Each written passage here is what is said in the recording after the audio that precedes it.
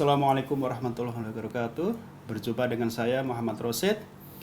Eh, Kali ini saya akan membahas mengenai Pancasila era pra dan era kemerdekaan dalam mata kuliah pendidikan Pancasila.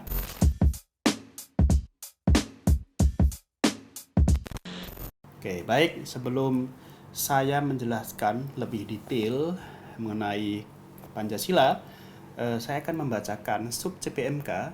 Yang pertama, mahasiswa mampu menjelaskan Pancasila di era pra dan era kemerdekaan. Yang kedua, mahasiswa mampu mengidentifikasi implementasi Pancasila di masa sejarah perjuangan bangsa. Itu dua sub capaian pembelajaran yang meski dimengerti, dipahami oleh mahasiswa. Nah, pertama saya membicarakan bahwa Pancasila itu menjadi dasar negara, menjadi ideologi bangsa kita. Dan tentu saja bahwa Pancasila itu bukan given dari langit ya, langsung kita menjalankannya, tentu tidak. Bahwa nilai-nilai Pancasila dalam sejarah perjuangan bangsa itu sebetulnya sudah ada di masa lalu. Jadi para founding father kita sebetulnya juga merujuk sejarah, melihat sejarah ya, sejarah bangsa kita dari kerajaan-kerajaan besar dulu ya. Yang pertama zaman Sriwijaya di bawah Wangsa Syailendra 600 sampai 1400. Nah, itu sudah ada pelaksanaan nilai-nilai Pancasila di sana. Yang kedua, negara kebangsaan zaman Majapahit ya. Majapahit itu menjadi kerajaan besar, bahkan luasnya itu lebih daripada Indonesia, sampai Malaysia sampai Thailand. Nah, 1293 sampai 1525 ya. Nah, yang ketiga, nilai-nilai Pancasila, negara kebangsaan modern yaitu negara Indonesia merdeka tanggal 17 Agustus 1945.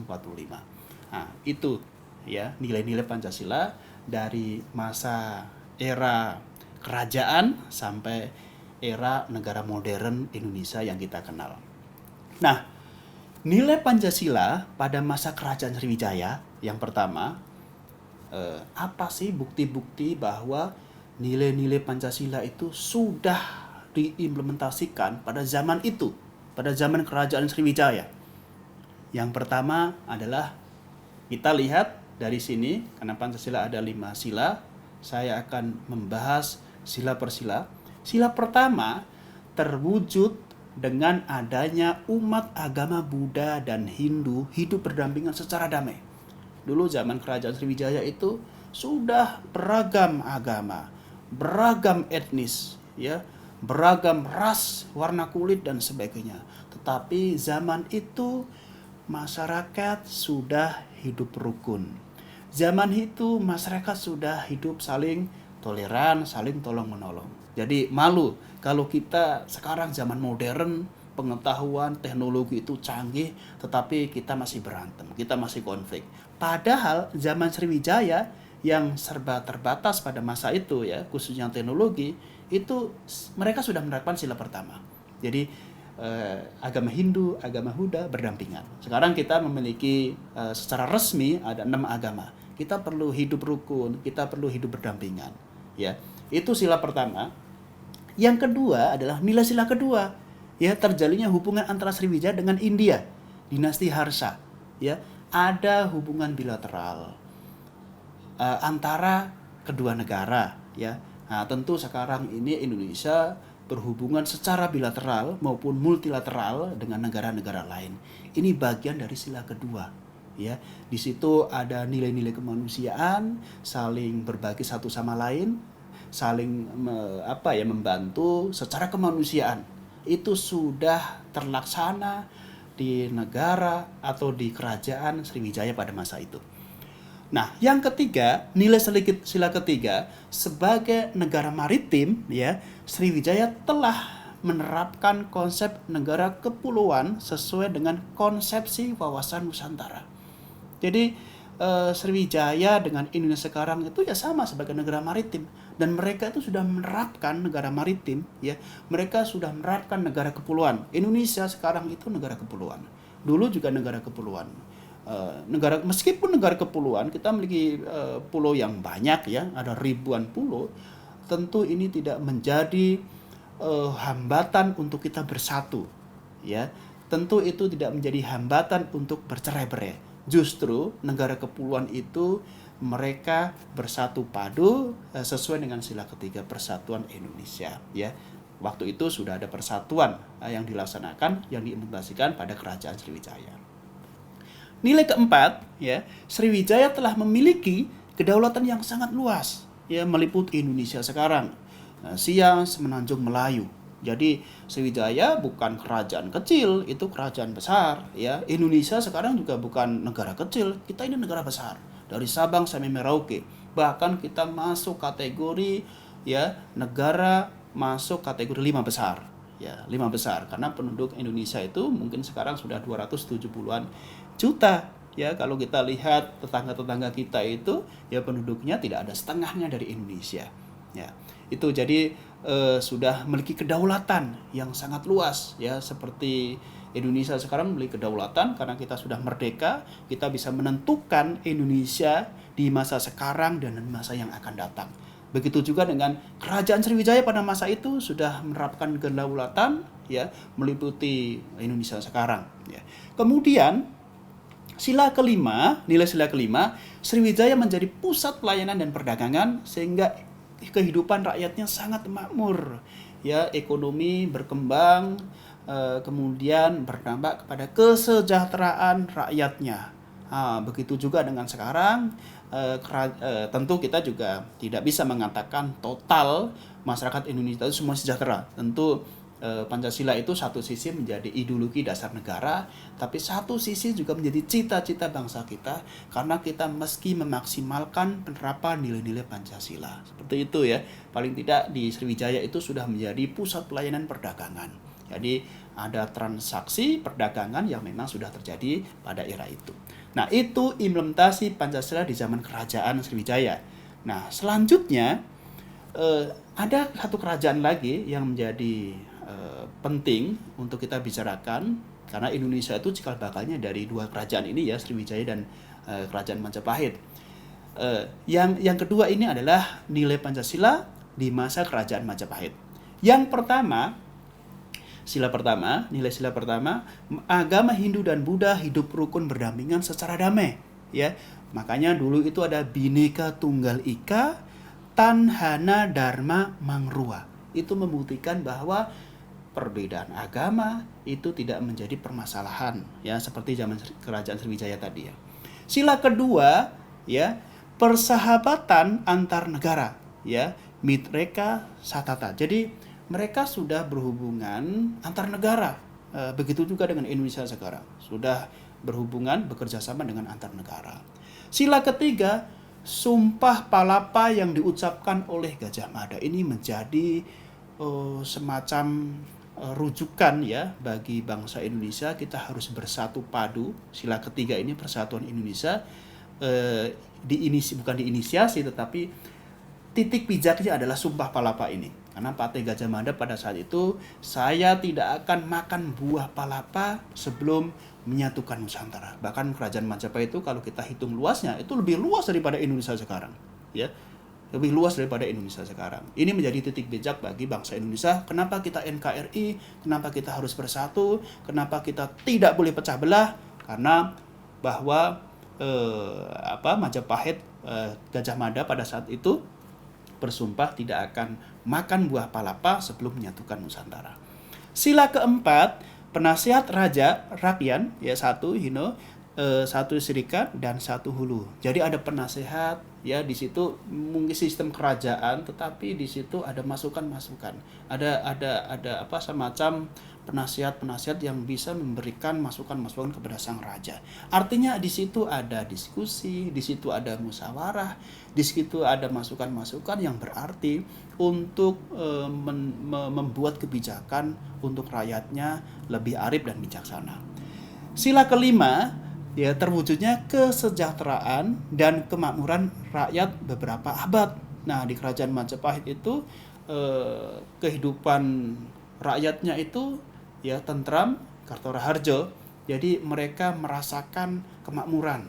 Mereka pernah merasakan kesejahteraan. Ya, sehingga sila kelima itu keadilan sosial bagi seluruh rakyat Indonesia itu terlaksana dengan baik.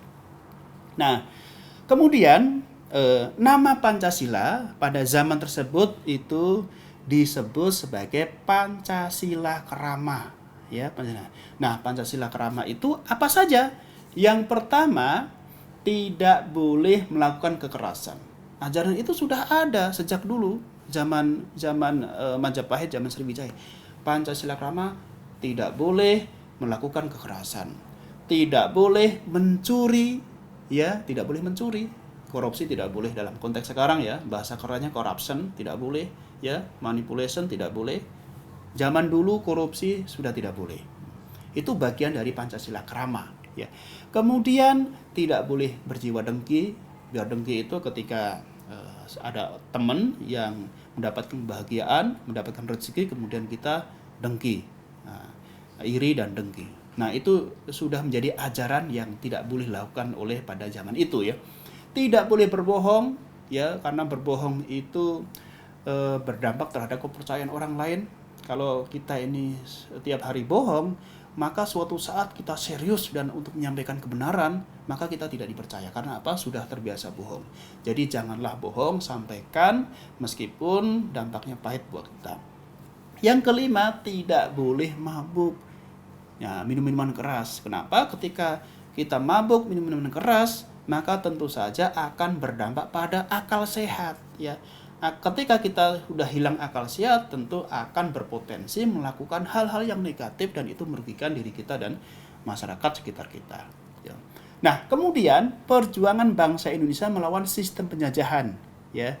Yang pertama, kemasukan bangsa Barat seiring dengan keruntuhan Majapahit sebagai akibat perselisihan dan perang saudara, ya, yang berarti nilai-nilai nasionalisme sudah ditinggalkan.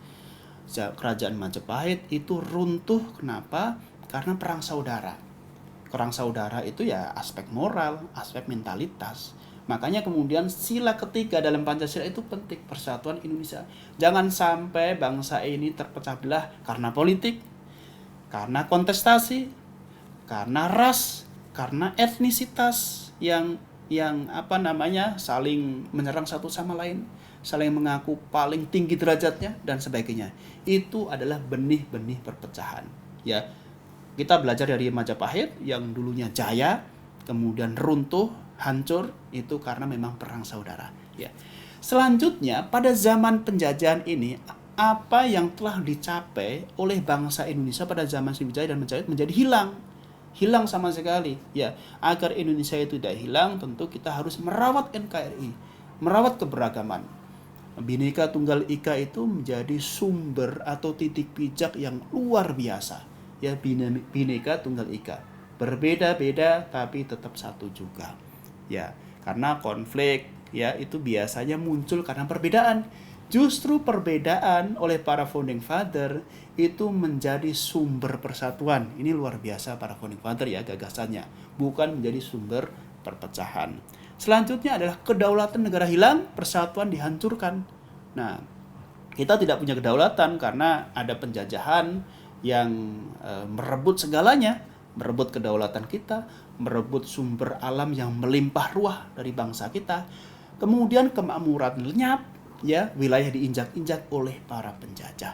Inilah perjuangan bangsa Indonesia melawan sistem penjajahan, begitu. Nah, selanjutnya perjuangan sebelum abad ke-20, ya.